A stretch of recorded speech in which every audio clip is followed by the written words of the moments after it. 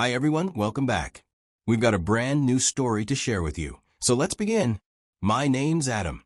When two people make a promise to each other, especially something as serious as marriage, it's expected that nothing could come between them. But the truth is, one mistake can be all it takes to break the trust that holds everything together. And once that trust was gone, everything else started to unravel.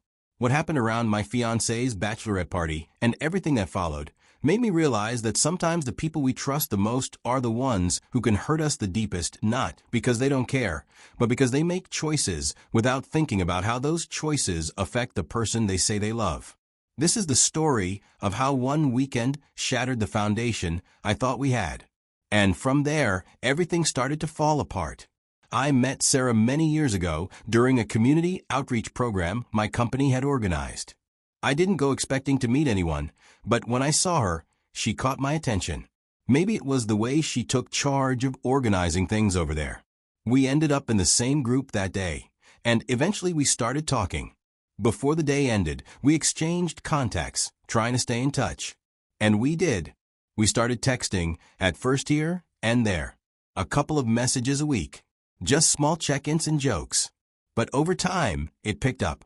It went from occasional messages to daily conversations, and then from daily chats to long talks. Through those texts, I got to see who Sarah really was. There was this wild side to her, but at the same time, she was grounded. She had values and cared deeply about her family, her job, and the people around her. I liked that balance. She was exciting, but also dependable. About 4 months into talking, I figured, why not see where this could go? We had been planning to go on a hike together for weeks, and I decided that would be the moment. We were halfway up this trail, just the two of us, and I asked her if she wanted to take things beyond friendship. She smiled and she said yes. That was the start of what I believed was going to be something long-term. And it was. Over the next 2 years, Sarah and I grew into each other. We did everything together. She became my person. We didn't keep secrets. I shared everything with her, even things I hadn't told anyone else. She did the same. There was this understanding between us. I never had to wonder if she was hiding something. I trusted her completely. Our relationship wasn't perfect every single day. No relationship is. But we had what people talk about when they say they found the one. After dating Sarah for 2 solid years, I reached that point where I was ready to build a life with her.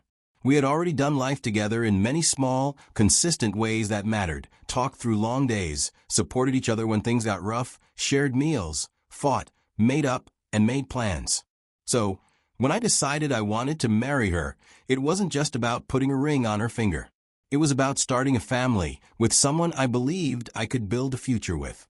We had talked about kids before, what kind of parents we'd be, how we'd raise them. We were on the same page about starting a family sooner rather than later. We agreed that if we had our kids early, we could grow with them, still have the energy to be involved in their lives, and maybe even retire earlier. I was actively putting money aside, looking at homes that would be good for raising kids, and working overtime just to make sure we had a solid foundation. When it came to the proposal, I wanted it to be meaningful. Her parents invited us for dinner one evening. But I had already made up my mind that this was the moment. After we ate and shared a few laughs, I stood up and proposed to Sarah right there in front of her mom, dad, and siblings. She cried before she even said yes. I could see in her eyes that it meant the world to her. For a few seconds, it was just the two of us in that room, even though everyone else was clapping and cheering. Before the night was even over, her sister posted the news on Instagram. She put up a picture of Sarah holding up her hand with the ring, captioned something like, "We've got a wedding to plan." By the next morning, both our phones were flooded with calls and messages, people congratulating us, reposting, commenting, asking when the date was. It was overwhelming in a good way, and it made everything feel perfect. We decided not to rush into the wedding. We gave ourselves a few months to plan everything slowly and intentionally. During this time, Sarah started spending most of her days at my apartment. She hadn't moved all her stuff in yet, but for all practical purposes, we were living together. We talked for hours about what we wanted the day to feel like. Every decision was something we tried to make together. It felt like we were already practicing how to make joint decisions as a couple. As the wedding approaches, Sarah casually mentioned, "So I've been thinking for my bachelorette party, I want to go to Miami with the girls." I felt a certain way, but I didn't react right away. I just looked at her and asked, "Who exactly are the girls?" And that's when she rattled off the usual names. Those same friends I'd already told her I wasn't comfortable with.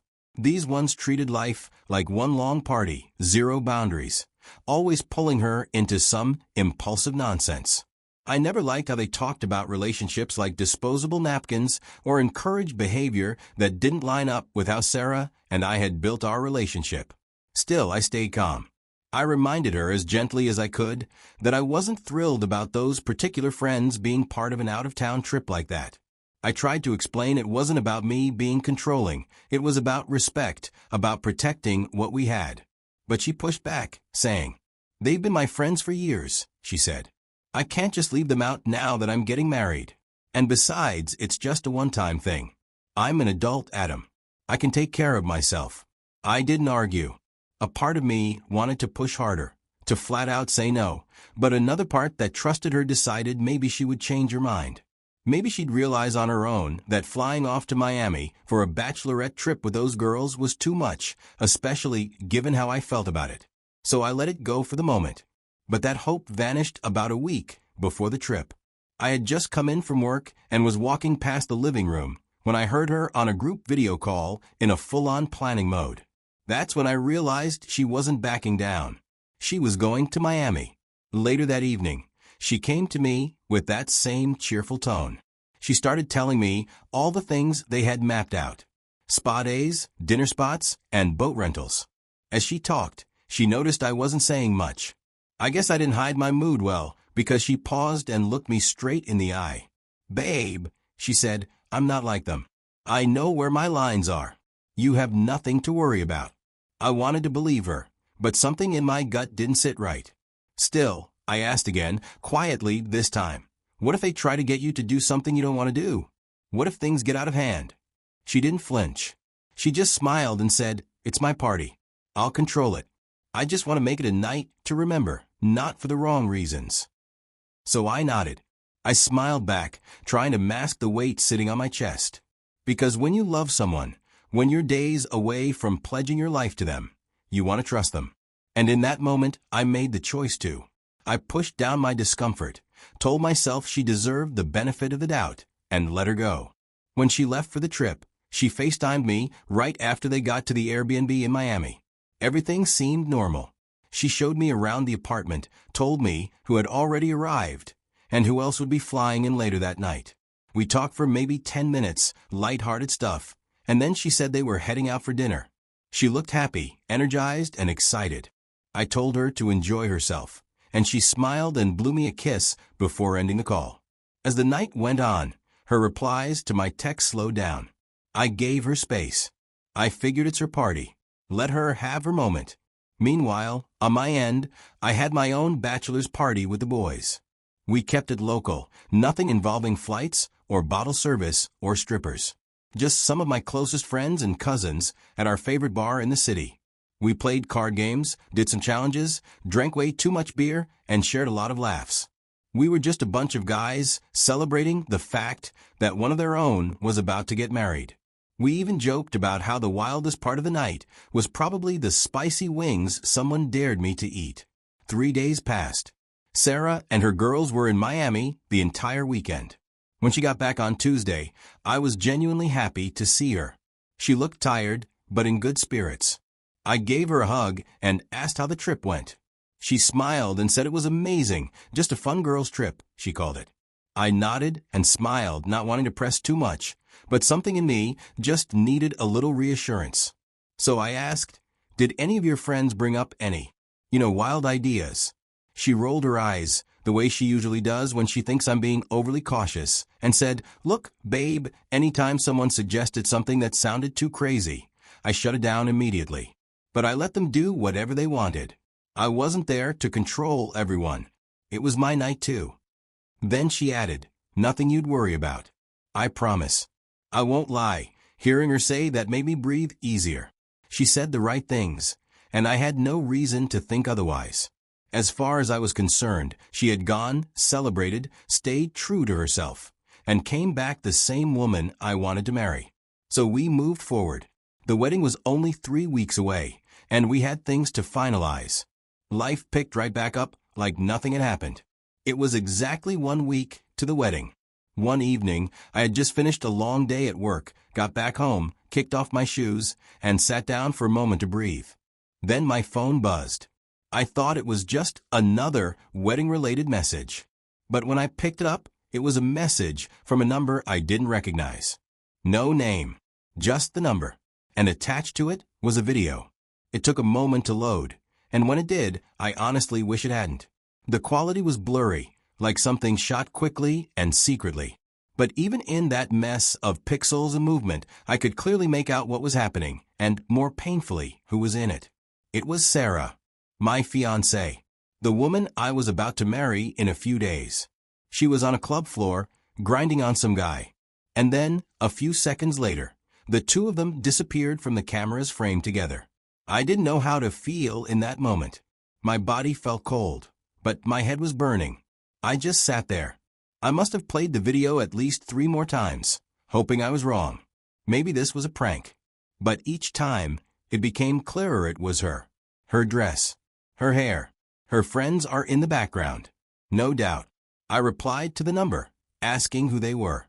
I said, "What is this? Who are you?" Nothing came back. I called the number. It rang once, then went dead. I kept trying again and again, but it was useless. No one picked up, no text came through, no explanation. Just silence. After the shock started wearing off, I did what any sane person would do. I tried to find out who sent it. I looked up the number on multiple websites, tried a few of those reverse phone lookup tools. Nothing useful came up. It just showed the number had no public record. But more than finding out who sent it, I needed to be sure that what I saw was real. Because if I confronted Sarah, and I was wrong if it was edited or AI generated or something fake, I'd destroy trust for no reason.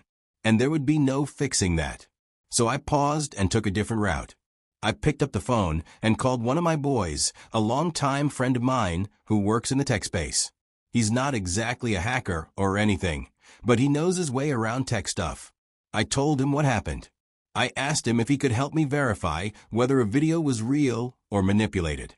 He said he didn't have the tools to do it properly, but he knew someone who could. So I forwarded him the clip and waited. He said the friend would probably have time to go through it by the next day. The wait was brutal. I tried not to overthink everything. The next day, I was already at the office when my friend called back. I picked up before it even rang twice. He didn't waste time confirming it. "Bro, that video's real," he said. I sent it to my guy. It's not edited, not generated. I didn't respond right away. He asked if I was okay, and all I could say was, "Thanks for letting me know." For the rest of the work hour, I just sat in that silence. I was drowning in it. I waited until I got home from work to confront her. I didn't even change out of my office clothes. I came in, set my bag down, and walked straight into the living room where she was watching something on TV. I was holding in a storm, and the truth was about to hit both of us like a train. I looked her in the eyes and said, "Walk me through what happened at your bachelorette party, step by step." She gave me a weird look. Those kinds people give when they're trying to figure out if you're setting a trap. She hesitated, then asked, "Why?" I told her I just wanted to hear it from her. Nothing more. Just tell me. She took a small breath and said they ate, drank, and danced a bit. The next day, she said they went sightseeing. According to her, that was all. A nice, clean girls' trip. So I pushed a little more. "Any guys around your group?" I asked. She shook her head without blinking. "No, it was just the girls." "Okay," I said slowly. "Were you dancing up on any guys at the club?" She frowned and said no. Like, the thought was ridiculous. That's when I grabbed the remote. I didn't say anything. Just walked over to the TV, connected my phone, and played the video. When I turned back to her, her mouth was slightly open. Not an apology. Her first words were, "Where did you get that?" İster. Seriously? That's your concern right now. I asked her again. Who was that in the video? My voice was even, but inside I was boiling. She looked down, and her voice cracked. I don't remember doing that. I felt something shift inside me. You don't remember? I repeated, slowly. Only God knows how many things you don't remember doing that day. She started sobbing like she was the one who'd just been ambushed. She reached for me, saying she didn't mean to lie. She just didn't want to hurt me. She kept repeating that it was just a stupid moment, that nothing else happened after that she'd never betray me like that again. But I couldn't hear it. I walked straight to the bedroom, without a word. I took off my work clothes and decided to take my bath. Maybe it will help calm me down, but it didn't after I got out. I knew I needed air. I needed out. But she followed me in, crying and begging, saying she should have told me right away that it was a dumb mistake, that she panicked and didn't know how to fix it. I told her to stay away from me. I couldn't even look at her. Everything fell off. I needed space to think, and I knew I wasn't going to find it in that apartment. So I left. I called my best friend and told him to meet me at our usual bar. He showed up, sat down across from me, and listened without interrupting. When I finished, he looked me in the eye and said, "You don't deserve to start a marriage cleaning up someone else's mess." And he was right. I had doubts. So we drank. And for the first time in a long while, I realized I wasn't sure I could go through with the wedding. By the time I left the bar that night, I was drunk with a gut full of whiskey and a heart that felt like it had been stepped on. The drive back home was a blur. I didn't even remember how I managed to get inside the house, much less make it to the bedroom. All I know is I walked through that door like a shell of myself. The lights were off. The living room was quiet. If Sarah said anything to me when I came in, I didn't hear it. I didn't even bother taking off my shoes or changing out of the jacket I'd thrown on before going to the bar. The moment my body hit the bed, I was out. When I woke up the next morning, head aching and mouth dry, I was about to face the real weight of what had happened. But for that night, all I could do was crash. The next morning was quiet, but it wasn't peaceful. I was sitting at the edge of the bed, tying my shoes for work, and I heard Sarah's footsteps behind me. She sat down next to me, silent for a second, then finally said, "Can we talk?" I didn't even look at her. I just shook my head and said, "Now you want to talk? After all this time? You had weeks, Sarah. Weeks to tell me the truth." My voice was low, calm, but firm because if I let the emotion through, I might not have been able to keep together. I stood up, grabbed my keys, and told her, "Don't be here when I get back." She broke down right there, sobbing, but I didn't have it in me to comfort her. Not after everything. She nodded through her tears, and I walked out without saying another word. At the office, I was barely functional. My mind wasn't on work. And then my phone buzzed. I looked down, Sarah's maid of honor. She had been at that party in Miami. I didn't answer. A minute later, a text came in. "You two are solid. Don't throw it away. She regrets it, Adam. She's broken over this." I stared at it for a while. Then I put my phone face down. What did she expect me to do? Pretend it never happened and still walk down the aisle? Later that afternoon, Sarah texted me too. Her message said, "It was one reckless night. I made the worst mistake of my life. I'll do anything to fix it. Please don't give up on us." I read it, but I didn't respond. The thing is, when someone lies to you by omission, while they had secrets tucked away, it changes you. You lose something inside. And in that moment, I realized no text, no apology, no explanation could bring that part of me back. That night, I came home to an empty house. She had done what I asked, packed up, and left. It should have felt like a relief, but it didn't. It felt like grieving something that had already died weeks ago. Around 11 that night, I sat on the couch and stared at my phone. Then I finally typed out what I needed to say. "Sarah, I've thought about this all day. I can't marry someone I'll resent every time I look at them. I know you're sorry, but I need to protect my peace, even if it means losing everything we planned. I wish you healing, but I can't go forward." I hit send. A few days later, her parents reached out. They asked to meet. I agreed out of respect. They were always kind to me. They sat me down and pleaded their case with the heartbreak of parents watching something good fall apart. Her mom said, "We love you like a son. Don't let one mistake define everything." And I believed them. But I had to be honest. I looked at them and said, "I love you both. Truly. But this isn't just a mistake. It's a choice she made and a truth she hid. I could stay and fake it. But then I'd wake up every day second-guessing everything she says. That's not marriage. That's a slow death." Her father didn't say much, just nodded and put his hand on my shoulder. They didn't agree with my decision, but they accepted it. To this day, I still don't know who sent that video. Part of me thinks it was someone in her friend group, maybe someone who couldn't live with keeping a secret, or a hater who never wanted us together.